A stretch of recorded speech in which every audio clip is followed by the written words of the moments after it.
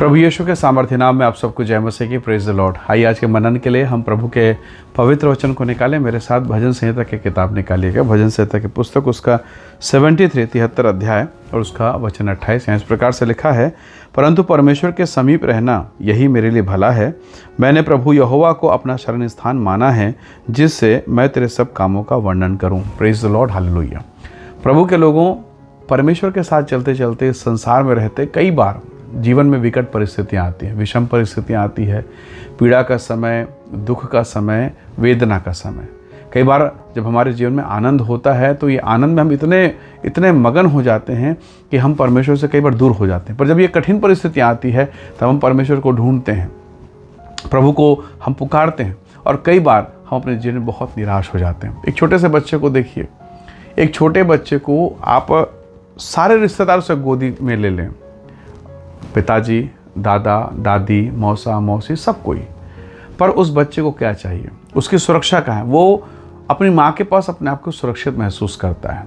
अगर उसकी माँ के समान कोई और महिला उसे गोदी में ले ले, वो जान जाता, वो छोटे सा बच्चा जो है ना, 1 महीने 2 महीने का, उसको समझ में आ जाता है कि मेरी माँ के जैसे तो है पर मेरी माँ नहीं है।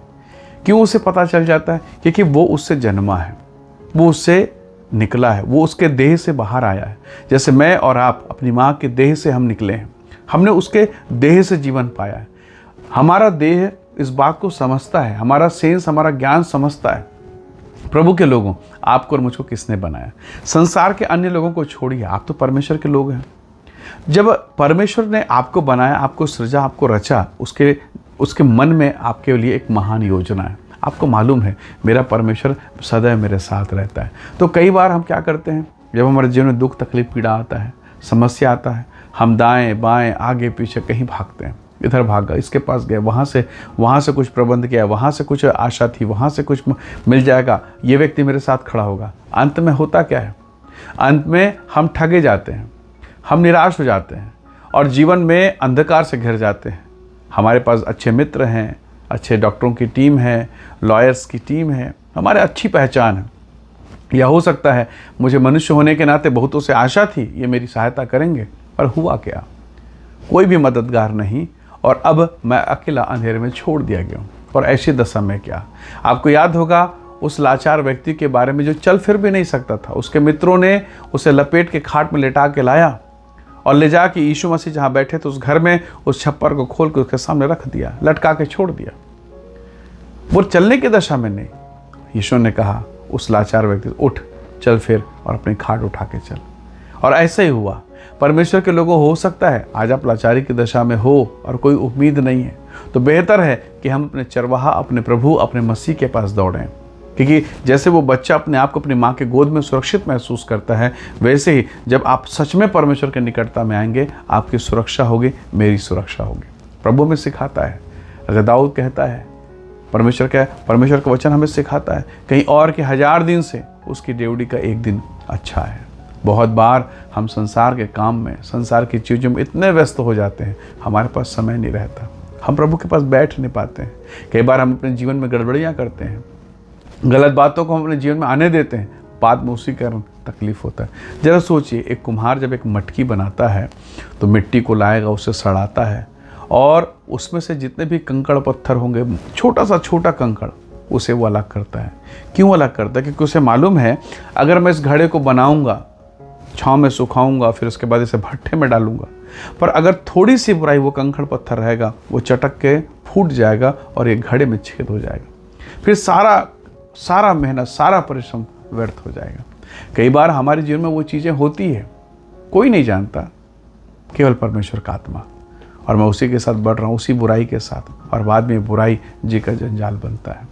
तो बेहतर है कि मैं इस बुराई से अपने आप को बचा कर रखूँ, अलग रखूँ और मसीह में चिपका रहूँ। बहुत सुंदर ये वचन है जहाँ दाऊद भजन संहिता के 1 अध्याय उसके 1, 2 और 3 पद में बोलता है कि मैं दुष्टों की संगति में, ठट्ठा करने वाले, मजाक करने वाले, पापियों के मार्ग में न मैं चलूँगा, न मैं खड़ा होऊंगा, न उनके साथ संगति करूँगा। और तब जब आप तीसरे वचन को पढ़ते हैं इसी भजन 1 अध्याय को उसके 3 वचन में, तो लिखा है, ऐसा करने वाला व्यक्ति उस धर्मी के समान है, उस व्यक्ति के समान है, उस पेड़ के समान है जो अपनी ऋतु में फलता है।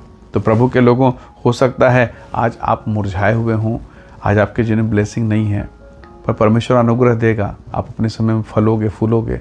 और जो लोग आज निराशा के कारण, पीड़ा के कारण आपका अपमान कर रहे हैं, आपकी बेइज्जती कर रहे हैं, आपको थू थू छी छी बोल रहे हैं, एक समय आएगा तब आप ऊपर चलोगे। यूसुफ भी बहुत समय तक जेल में बंद था, कोई देखने वाला नहीं था। भाइयों ने उसे ऐसे जगह भेजा, ऐसे लोगों के हाथ में बेच दिया जिससे उसका बाहर निकलना मुश्किल था, असंभव था। पर वो प्रभु में बना रहा और खुदा ने उसे आशीष दी है। इसलिए अपने जीवन के कठिन दशा में भी प्रभु के साथ बने रहिए, परमेश्वर के साथ बने रहिए, निरंतर प्रार्थना बढ़ते रहिए। दानियल को मालूम है सिंह के माद में डाले जाने का आदेश है, पर क्या उसने प्रार्थना बंद की? नहीं किया, वो प्रार्थना करता रहा। शत्रु तो चाहते थे अगर वो प्रार्थना का विषय नहीं होता तो कहीं ना कुछ करके उसे मृत्यु के तक पहुंचा ही देते।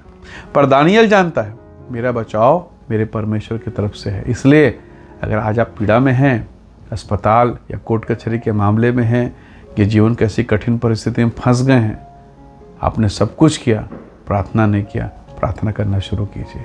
क्या जाने स्वर्ग का परमेश्वर आपके आंसू, आपकी पीड़ा, आपकी तकलीफ़ को देखे और अपनी महिमा को प्रकट करे, आपको अपने दूतों के तरह छोड़ा ले, लोगों को खड़ा कर दे, ऐसे लोगों को आपके पास भेज देगा जिसके विषय में कभी आपने सोचा नहीं। इसलिए प्रभु के लोगों, निरंतर बुरी दशा में भी प्रार्थना में बने रहिए, पवित्रता और धार्मिकता में बने रहिए। क्या जाने परमेश्वर आपके जीवन के लिए महान काम को करेगा। सो आइए इसी विश्वास के साथ बने हुए हम प्रभु के चरणों पर अपने जीवन को दें। आइए दुआ करें। प्रेमी अनुग्रहकारी स्वर्गीय पिता, मेरे प्रिय भाई बहनों के जीवन को मैं आपके हाथों में सौंपता हूँ। निराशा, पीड़ा, अंधेरापन, हर एक वो तमाम परिस्थितियों से जिन्होंने इनके जीवन को घेर के रखा, इनके परिवार को घेर के रखा, इनके प्रियजनों को घेर के रखा, यीशु के नाम से वो सारी परिस्थितियाँ परिवर्तित हो जाए और गहरे अंधियारे में उजाला चमक उठे। इनके जीवन को आशीष, महिमा और अनुग्रह से भरपूर कीजिए। आप इन्हें ब्लेस करें और इनके जीवन के द्वारा प्रभु तेरे पवित्र नाम की महिमा, हर एक दुखों का अंत आप करें और अपनी महिमा से भरपूर कीजिए। सारा आदर आपको देते हैं, यीशु के सामर्थ्य नाम से मांगते हैं, आमीन आमीन। प्रभु आप सबको बहुत ऐसे आशीष दे। स्वर्ग का परमेश्वर आप सबके साथ रहे। Praise the Lord. जय मसीह।